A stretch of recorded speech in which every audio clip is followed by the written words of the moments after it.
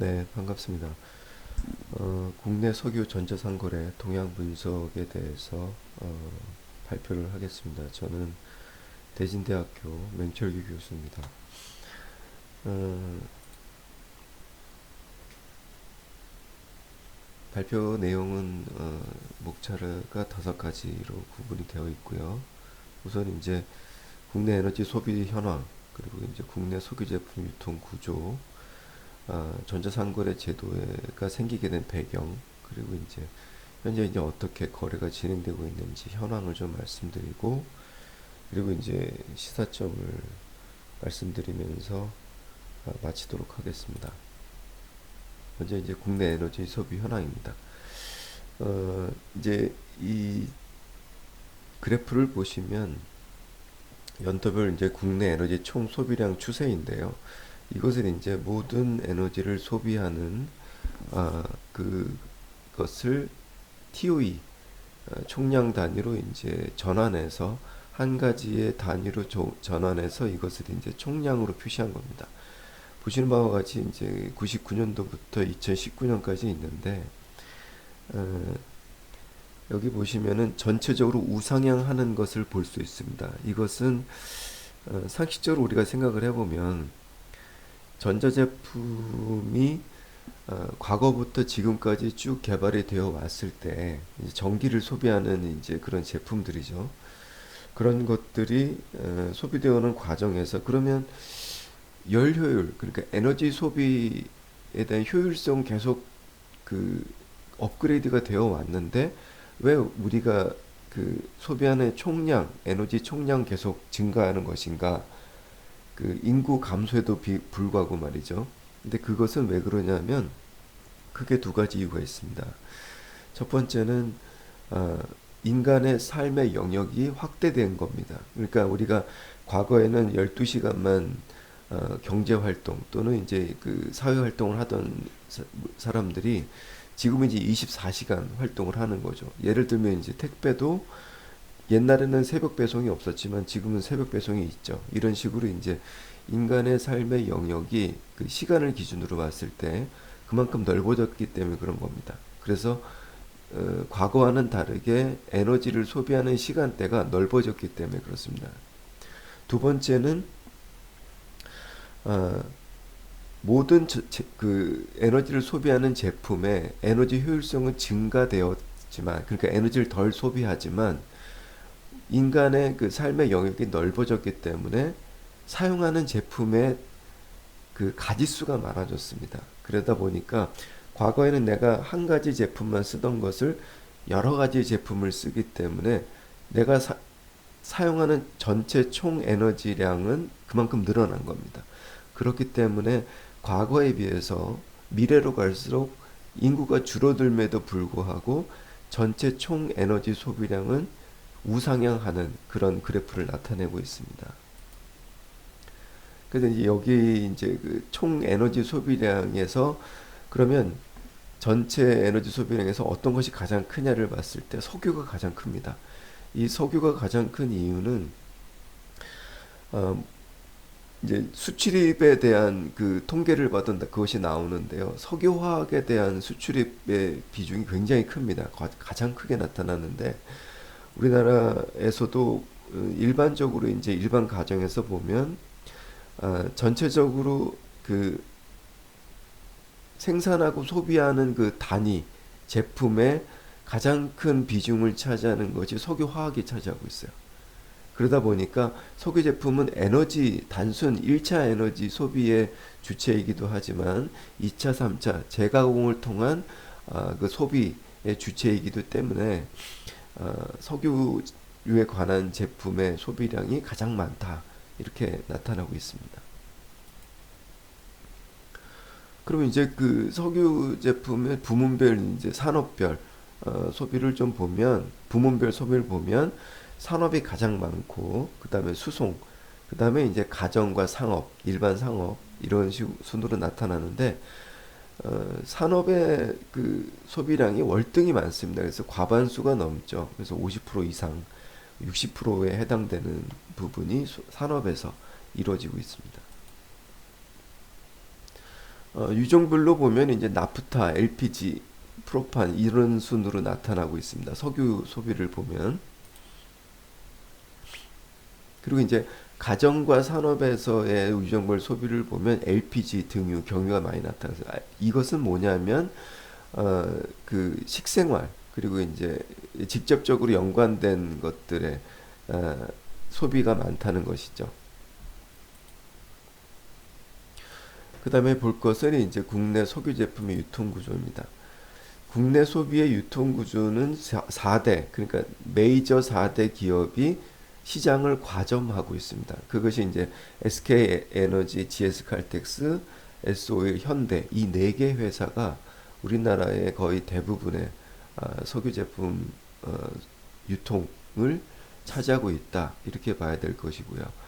기타에 해당되는 것이 이제 정부가 관여하는 공영 또는 이제 그 알뜰 주유소라고 하는 노브랜드 그런 주유소들이 여기에 해당되는 것입니다. 국내 주유소 휘발유 가격 추세인데요. 국제 원유 가격과 국내 주유소 휘발유 가격 추세를 이렇게 비교를 해보면 월별로 비교를 해보면 이게 플럭추에이션이라고 하는 그 올라가고 내려가고 하는 것이 국제 유가에 비해서 국내 주유소의 휘발유 가격이 변동폭이 좀 적게 나타나고 상승과 하락에 대한 인터벌이 국제 유가의 변동폭에 비해서 인터벌이 크게 나타납니다. 그러니까 완만한 형태를 나타내는 그런 현상을 보이고 있습니다. 그래서 사실상 이제 코릴레이션을 구해보고 회귀 분석을 해보면 국제 유가 변동과 국내 유가 그러니까 주유소 휘발유 가격의 변동이 좀 다른 양상을 나타내는 결과값이 나옵니다. 그 다음에 이제 볼 것이 석유 전자상거래 제도 배경과 개념입니다.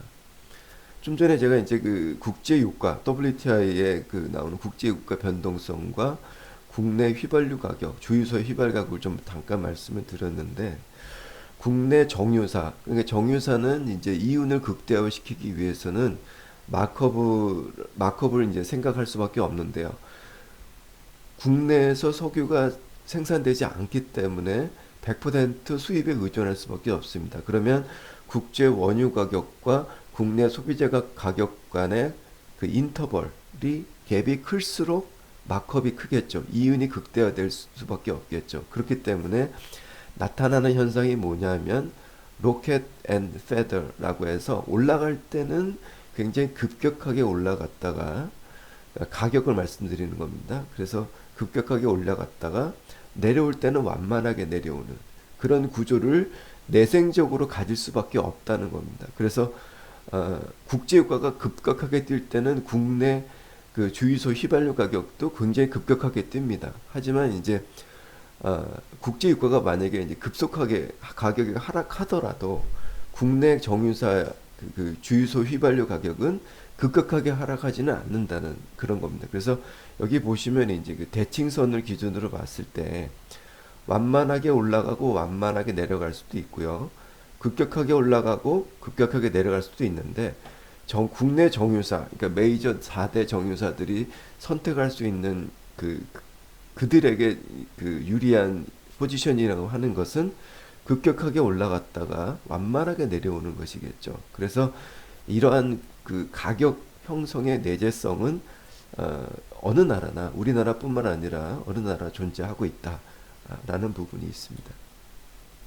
두 번째는 이제 좀 전에 말씀드린 대로 이게 경쟁적인 구조가 형성이 된다면 가격은 소비자에게 유리한 쪽으로 갈 수밖에 없겠죠. 그러니까 가격은 하락할 수밖에 없을 것인데 어느 나라나 마찬가지겠습니다만 우리나라도 4대 정유사가 대부분을 차지하고 있습니다. 그러다 보니까 이 유통 구조에서 기본적으로 브랜드를 쓰는 경우가 거의 대부분입니다. 그래서 여기 보시면 이제 산업부 자료에 보면 87% 정도가 브랜드를 사용하고 있는 주유소고 나머지 10몇 프로에 해당되는 것들이 브랜드를 사용하지 않는 주유소다 보니까 이게 하이라키라고 하는 그 하도급이라고 표현할 수도 있겠는데요. 이런 그 유통 구조의 하이라키가 굉장히 고정적이고 좀 강화적이다, 강화되어 있다 이렇게 표현할 수 있겠습니다. 그러다 보니까 시장의 경쟁성은 둔화될 수밖에 없는 것이죠.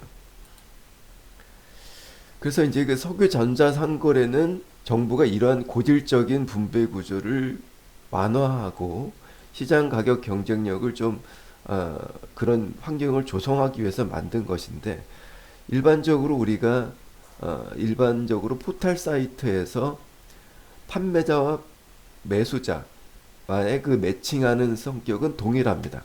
다만 이제 다른 점이 있다면 그러니까 매도자는 이제 대부분 정유사, 제조사가 되겠거든요. 그래서 매도자에게 이제 세액공제 혜택을 줍니다. 그래야만 이제 이 시장에 참여를 하니까 그래서 조세특례제한법 제104조의 5조 5항에 따라서 0.3%의 세액공제 혜택을 주고요.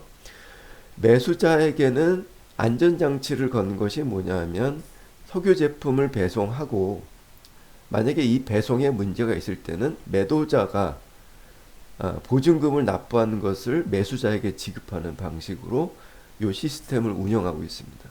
그래서 2011년도에 이것을 발의해 가지고 시행을 했는데 지금까지 이어져 오고 있습니다. 매매 시스템 체결의 포탈의 그런 서버의 역할은 거래소가 KRX가 하고 있습니다. 그래서 매도자로서 참여하는 이해관계자, 주체는 정제업자, 수입자, 대리점이 되고요. 매수자는 대리점과 주유소가 될 수 있겠습니다. 이 주유소는 최종 소비자에 해당되는 제품들을 판매하는 것이고요. 대리점은 최종 소비재 또는 중간 유통 구조에 둘 다 해당될 수가 있습니다. 그래서 매수자라는 것은 결국 최종 소비재를 분배하는 그 디스트리뷰션 채널의 최종 단계에 있기 때문에 가격에 영향을 줄 수 있는 그러니까 가격 경쟁력을 유발시키는 그런 역할을 하는 환경을 조성할 수 있다라는 장점이 있는 것이죠. 그래서 브랜드와 상관없는 제품을 구매할 수 있는 루트를 제공할 수 있고 가격 조정 기능이 있다. 그래서 결과적으로는 기존의 고정적인 제품 구조, 제품 분배 구조와 다른 경쟁적인 환경을 제공하고 있다. 이렇게 볼 수 있겠습니다. 그래서 석유 전자상거래의 거래 동향을 보면 초기에는 굉장히 미미한 수준의 그 물량이 유통이 되어 왔습니다. 그런데 2018년, 2019년 최근에는 이제 전체 내수의 한 12%까지 이 그 석유 제품의 물량의 비중이 확대됐습니다. 그래서 현재 지금 KRX에서 제공하고 있는 통계에 의하면 휘발유, 경유, 등유가 있는데요. 이것이 이제 어느 정도 일정 수준에 올라와 있다라고 보고, 근데 이제 문제는 이것이 좀 더 그 가격의 그 공개 경쟁에 대한 그것을 하려면 우리가 일반 상식적으로 생각했을 때 비중을 지속적으로 늘려야만 되겠죠. 비중을 늘리려면 매도자가 많이 참여를 해야 됩니다. 매수자보다는. 매수자도 물론 존재하겠지만 매도자가 적극적으로 참여를 해야만 되기 때문에 정부 입장에서는 세액공제 혜택과 여러 가지 그런 베네핏을 지속적으로 유지하고 확대하는 것이 중요할 겁니다. 그래서 주요 시사점이 될 수 있는 부분은 이러한 전자상거래가 분명히 시장에서 굉장히 그 메이저에 의한 가격 경쟁력을 조성하는 그런 역할은 아니더라도 간접적인 가격 경쟁력을 조성하는 요인으로 분명히 작용하는 부분이 있다라는 것이고, 이것을 좀 더 구체화 현실화시켜서 지속적으로 그 확대시키기 위해서는 매도자가 중요하다. 그러면 매도자가 이 시장에 참여하는 것을 지속적으로 유지하려면 정부가 어떤 그 베네핏을 줘야 되는데 그 대표적인 것이 세액공제 혜택이 될 것이고, 그러므로 그 세액공제 혜택은 일정 수준 이상 지속 또는 확대될 필요성이 있다. 라는 것입니다. 그래서 주요 시사점으로는 공급자에 있는 위치에 있는 참여자에게 세제 혜택과 다양한 인센티브 혜택을 늘리는 것이 중요하고 석유 전자상 거래 규모를 지속적으로 늘리기 위한 정부의 적극적인 의지가 중요하다라는 것입니다. 이상으로 제 발표를 마치겠습니다. 감사합니다.